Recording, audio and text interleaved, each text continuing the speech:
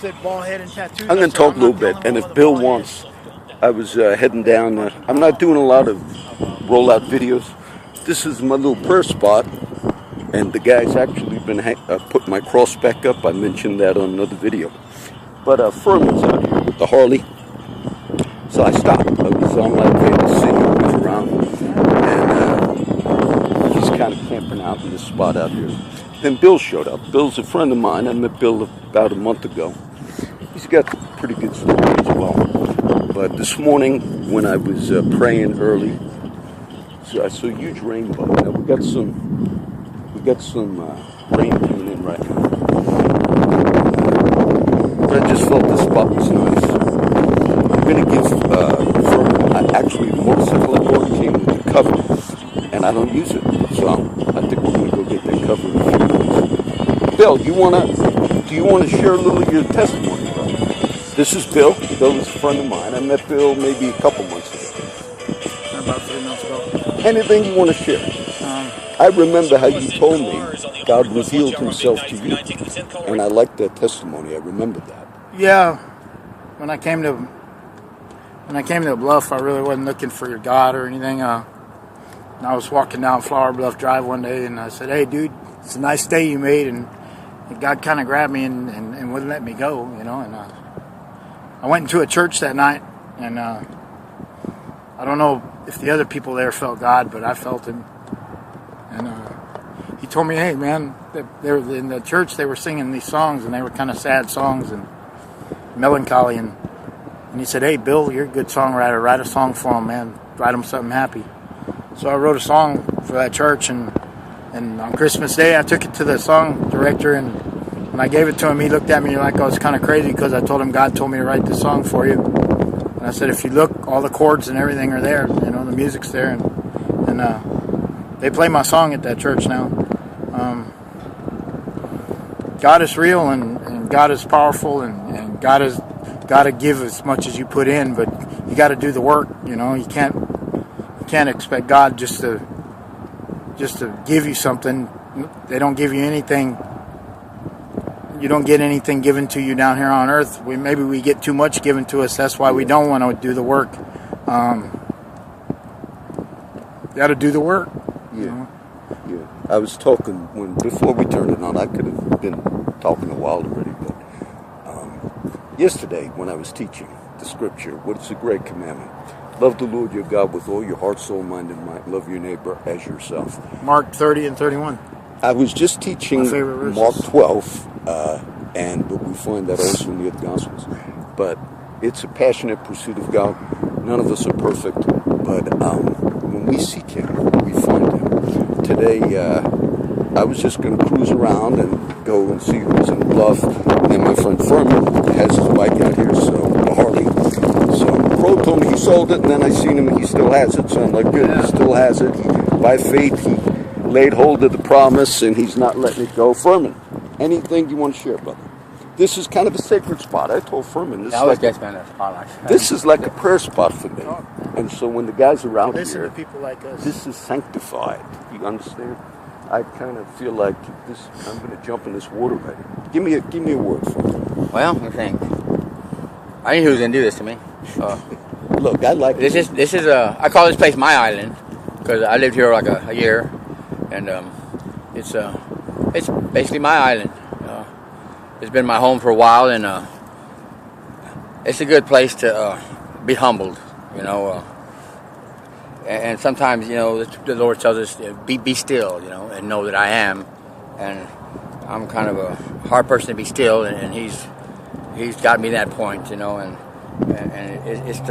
He says He comes to us in a still small voice, or still quiet voice, and this world's so loud, it's hard to hear it, you know. And sometimes you're in a situation like either prison or sick or a broken foot or stuck, you know, homeless or wherever it is, that's not a bad thing. Maybe it's the Lord just telling you to be still, you know.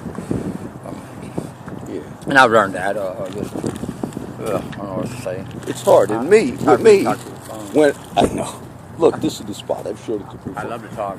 When I have a hard time. Today is the first rollout video, meaning spur of the moment in about a week. because I felt like I want to be more quiet. And I've been doing the teachings, but it's difficult for me. It's difficult for me to be still because I got to get out and I got to do my prayer stuff. But it's hard, and sometimes it's a discipline. Elijah the prophet went into hiding for a long period of time, and he's a prophet, right? He's got this great gift, but during that period of time, he had to learn. And the ravens came and fed him by a brook God provided for him, but it was a time of solitude, which was difficult to learn. Anything else, Bill? This is the first time you got to share.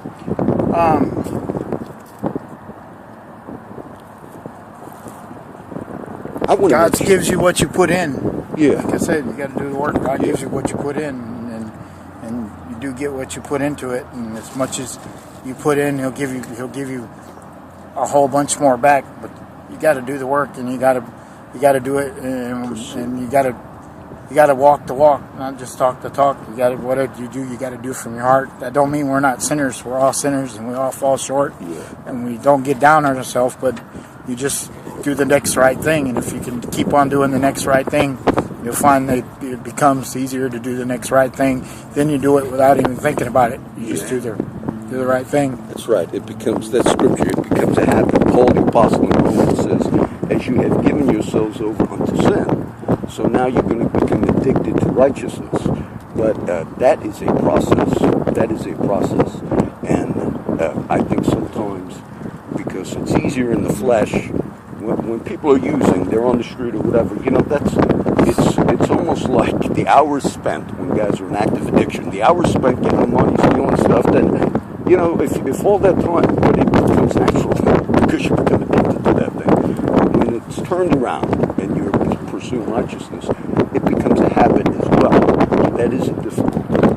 And so Paul is saying, just like in the world, you're driven by other things, in the kingdom, driven by righteousness, and once it becomes a habit, it becomes easier to do righteousness, just like the other stuff becomes a habit. I'm glad you got to see Bill. I'm going to cut it short. This was just a beautiful spot, and I was not wanting to do videos spur of the moment, but this was just perfect spot. Yeah. And do me a favor, pray for my friends that are in ministry out here. Pray for Brother Ray, Church Without Walls. Pray for Dave Waters, who does a feeding ministry. Pray for Timmons. A lot of the preachers and ministers, myself included, people on the street, they have difficulty. They go through struggles. So I just want to ask, when you all see this video, pray for everybody. I thank Bill and Furman for sharing. Look, the other week, I had Austin and Furman. We were hanging out. Bill was even over there. He didn't get to speak. But I was listening to Furman quote some scriptures with Austin.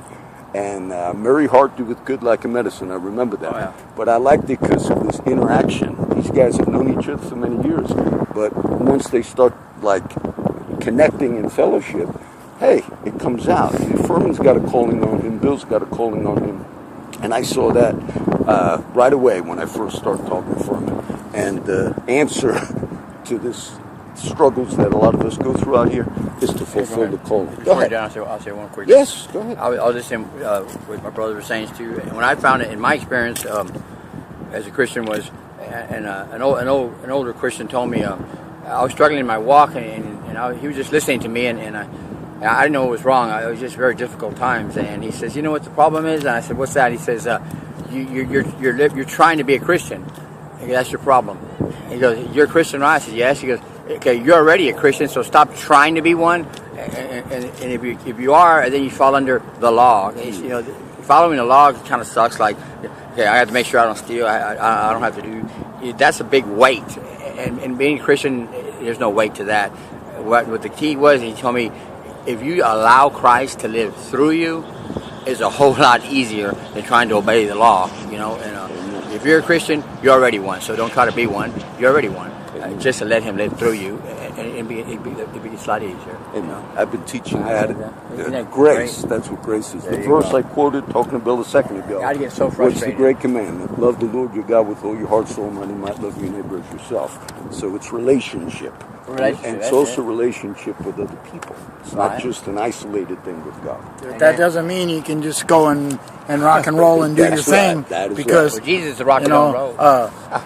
You're saved, but your name can be taken out of the book of life. Well, the other thing that I've been teaching, God's not going to put up with that. It's not a license to sin. It's not a license to sin. So when we're in grace, we're fulfilling the law, but it's fulfilled naturally because of a relationship. Once you know, you become more responsible. Yeah. Then you're responsible because you know. That's right. To whom, look, Furman quotes that a lot. To whom much is given, much is required. So when we start, God starts revealing stuff to us. Okay, no longer can we be with the other crowd. You know, we're going to have relationships with friends, but then all of a sudden, I got a higher standard I'm going to have to walk to. But it's by grace. I'll comment on that. I'm already talking all of a sudden. Peter, I'm a lot like Peter. And the way my position where I'm at now in my spiritual walk is because the same thing Peter did. He says right before they came to get Jesus, Garden of Gethsemane, he says, I'll die for you, I'll fight for you. Pull out the sword, cut the soldier's ear off, and he was gung ho for the Lord, and that's okay. And the Lord said, well, before the cock crows 3 times, you'll deny me. How is that? He was so gung ho. This was the thing when he came to get Jesus.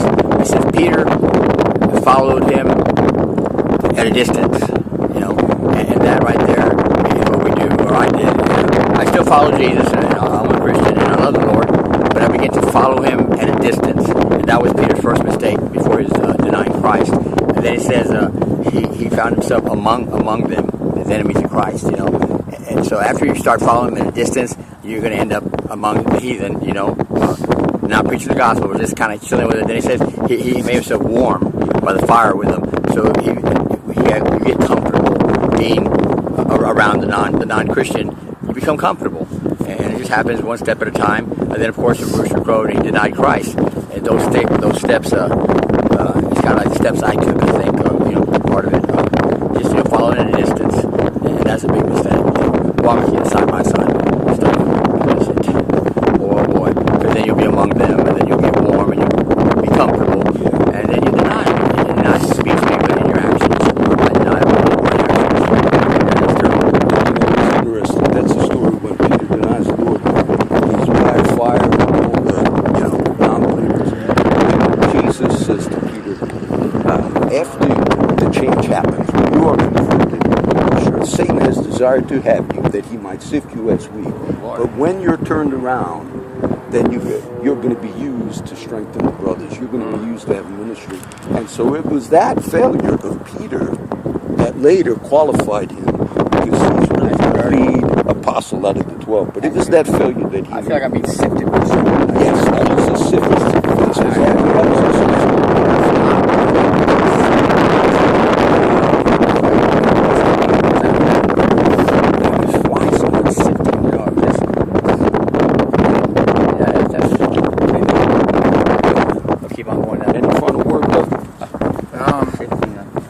There's a verse and it says, if God be with us, who dare stand against us? Yeah, that's Romans again. And that's right.